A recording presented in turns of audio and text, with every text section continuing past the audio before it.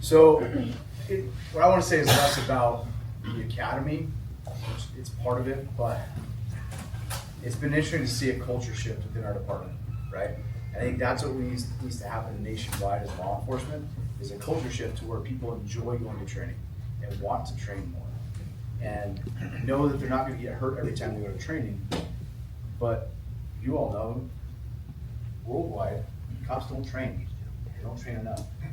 It can become fun and they learn a little bit at a time. And they only have to learn 9 techniques, and then they grow those 9 techniques. We're seeing within our department, guys that never in my career would I have thought would have showed up to a power hour to train are showing up to power hours. And now they're bringing their buddy who is a complete dork, who's never had an athletic bone in his body. Now they're showing up, which is making them a little bit better, which is making their squad mates who thought that they were worthless pieces of shit to begin with now safer, because now those guys are starting to train, right? And so the recruits that are coming out, now that they have this, they're going out to the department, and now they're starting to, some of the older guys are starting to see them arrest people super quick that would have been a polyester pileup where we all beat the shit out of somebody and somebody goes to the hospital, right? And so now the older guys are seeing the younger guys like, well, what are you guys doing different? Now they're bringing in the power hours. They're coming in on the Monday mornings when we're putting on training. And that not only applies just to defensive tactics, but then that spreads out to tactical stuff too. So now we're having kids call us, hey, you're doing this PJJ stuff. Can you put us through some building searches? Can you do some after shooter training with us? And so now we're starting to develop a culture of officers that want to train and want to get better, which overall is going to help everybody in the department, and not just at the academy level, but the guys that have been on for 25 years that don't want to do shit, and now they're like, well, actually, this isn't so bad. It's actually helping me not do stupid shit that I did before. So, I don't know. What I've seen is, yes, the academy is cool, and it's been cool to see that, but a lot of you guys don't have academies, but to see the culture shift within the entire department has been one of my biggest things, because I just came over here about a year ago, and even within this year, just seeing that culture shift has been really cool. So I went through all that training, and just like we mentioned, if anybody's been through any jiu-jitsu training, there's so many fucking options. I was a little overwhelmed on it was an instructor class. How the fuck am I gonna teach this stuff? That's so much material. And then how do I transition from here to here to here? It was a 40-hour class, but I was completely overwhelmed with all the material. Good stuff, good instructors, just how do you put it all together in a package and try to sell it? And so when Lewis came out, like right off the bat, it clicked. And literally, I think we went over everything in 5 hours the first day. Piece of cake. I was like, man, light bulbs going off. Dude, how do we grow this program? How do we spread this throughout the department? And then I started looking at, man, Phoenix is having some issues. Other agencies are having some issues. We were getting requests because our current Police Jiu-Jitsu program at the time, they were talking about, Paul Sipe was out with all these international chiefs of police conferences, talking to all these different chiefs. So we had Georgia calling us. We had Montana calling us. Hey, tell us about your program. Hey, what are you guys doing here? It was nice to have all the front work done with our Power Hour program that these guys were running ahead of time, and some of the instructor stuff already taken care of. We've changed gears a little bit in how we roll stuff out. Like Lewis said, the sergeant that was here before me, Dustin Hurley, did a phenomenal job changing some of the culture with how we run out our red man scenarios for the academy, how we integrate the training. And like I've mentioned to a couple of you guys we've talked about this week so far, the biggest changes is we're not like, Mark, how old are you? 28. Mark's probably our oldest, most broken guy, right? But like he's in here training every week, right? And he's not getting that much more broken. So it's a good thing. Right? I'm 39. Thank you. Yeah. Glad you're here, bud. I'm 39, and again, I was the younger person on the crew for a while. So when we had Redman days, we tried to limit the people coming out, so we didn't just want the giant hulks that can smash people. We wanted people that were a little technical, that knew the program, that we can coach through the process. So we had 6 concussions several academy classes ago, because dudes are just teeing off on these kids and they can't control their emotions, and they're supposed to be the bad guy. You know, kind of evaluating the process. So we stripped all those people, told them, hey, you're not welcome back here. Thanks for your help, but no thank you. And it's kind of been on our staff the last couple. We brought a couple new people out that we've started ingraining in the program. So they understand the fundamentals, they know how to act, they know what we're looking for when we coach. This thing is still evolving. I'm really glad to see everybody here, and I hope this train keeps rolling, because we're in a really good spot with the way that AZ Post feels about it, and Phoenix jumping on board, and Scottsdale jumping on board, and some of the other agencies in the Valley. Like, this could be a big movement forward, and you guys could all be part of this big thing that happens and spreads across the country. So it's a pretty exciting time. What was the question? He woke up. He just woke up. Why am I up here? Why's everybody looking at me? One of the things that I've noticed is that the older guys who have been around for 15, 16 years are like, I didn't get this sort of training. I wish this had been around when I was young, because this makes sense and it works. And they're almost kind of like envious of the kids that are coming through now, because they are getting this. And they're like, I can't do it, but it makes sense, and I can see that it makes sense. And I'm signing off on it. So the positivity and the culture change that Gissel was talking about, it's happening, and it's just nice to have the backing. Because the first time they came through DT a couple years ago, it was like, well, I would never do that. And they would walk out, or I would never do that. It's not gonna work for me. And just the fact that they're saying, I get it. So if that can happen within our agency, I think the same feeling is gonna reverberate throughout the country. Like, older guys are gonna be like, this makes sense. Chiefs are gonna be like, this makes sense. Officers are gonna be like, let's go. So if I may, I've been training for a long time in jiu-jitsu and different martial arts.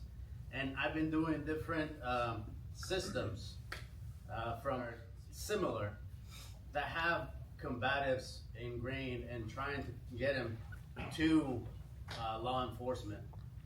And the main problem that I always had was I didn't have enough time. I would always say, give me a geeky dude and give me some time, and I'll turn him into a warrior. But the fact of the matter remains that, one, we don't have time, and two, you can't make people train. Some people in your departments are not gonna wanna train, and you can't change that. You can't make them. That was my problem. I had a team where I could handpick my guys coming in.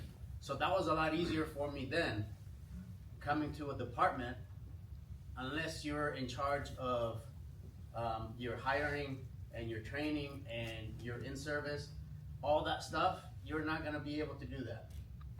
So the main thing with Lewis's system for me was, when he came in, I'm like, well, this is not much different than what we've been doing, what I've been doing for more than 10 years. It's not much different. And then I gave it some time, and I'm like, okay, let me see. And everyone here, I believe, has seen the 2-on-1 armbar, the wrist weave, the different takedowns. It's just like little tweaks here and there. And then I gave it some more time, and I'm like, okay, well, this is the same thing, but simple. It's minimized so people that are not smart like me can understand it. And one of the things that made it so much better for me, not only as a coach, but just as a person on the outside, is that this system, and I'll say it out loud, most people are thinking it, but this system makes useless people useful. True. And it helps. I've seen it. I've seen people that I would never be like, yeah, I can trust that guy. not in a million years I would say that I would trust that guy, and I guess I've seen it work on them and make them like not only proficient but useful, like I said, in getting some bad guys or pretend bad guys in custody. So the main thing with me was giving it time and also seeing the results, not only with the academy kids, but with the in-service people, where everyone seen and been with people that you're like, yeah, I never want that guy as my backup. Well, those guys can become useful thanks to this system.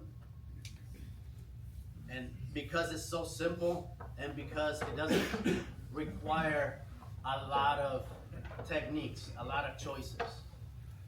You miss one, you go back to the other one, you go circle back around and keep working on it. And it works. Plain and simple, it works. So speaking from the academy side of it, I mean, everybody's hit on pretty much everything, cultural change, the simplicity of it. I mostly train the recruits and deal with academy type stuff, and the cultural change as far as the DT program, defensive tactics program, is when the recruits get done with the academy, with just the curriculum we had before was just real basic stuff. We never really had, when they left, too much of a desire or communicating with us like, hey, I want more, I want to train more, what can I do to train more? And a big thing we're seeing now, they're having such a good time and learning and doing so well. When they leave, like almost every single one of them is inquiring on, hey, how can I train more? Where can I get more reps? How can I, like, what things are available? And they're looking to us and communicating with us a lot more. Like they're seeing like, hey, like this was good. We saw the value, and I want to continue after I leave the academy.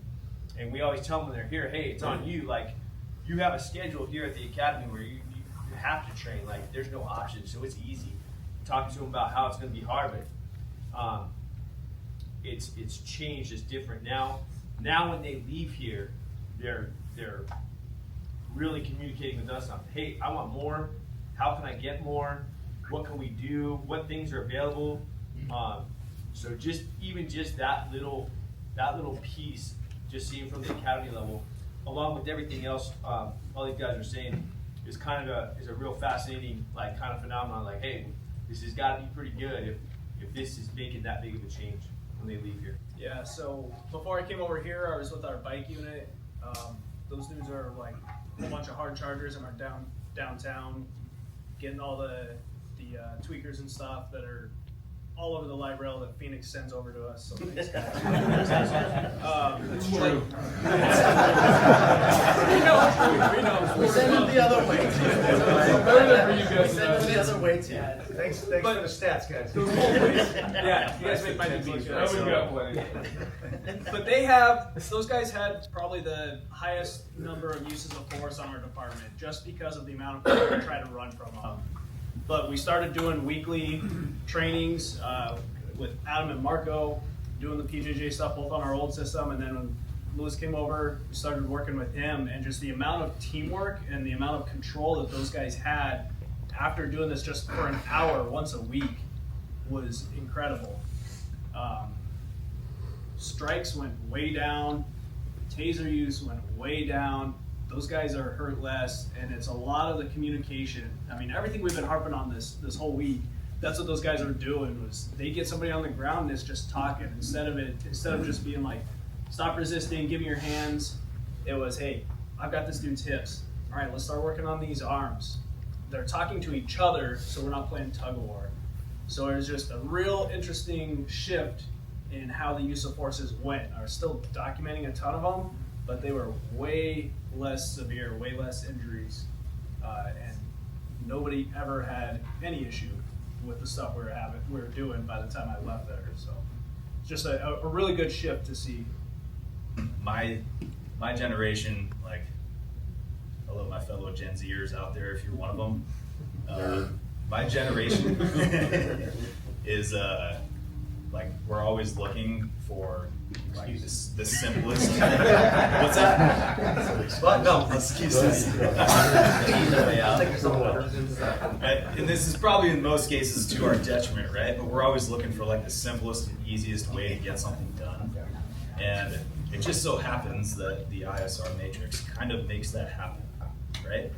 So, of like people in my age group from an academy class, from academies beyond that, really attaching to this program and really liking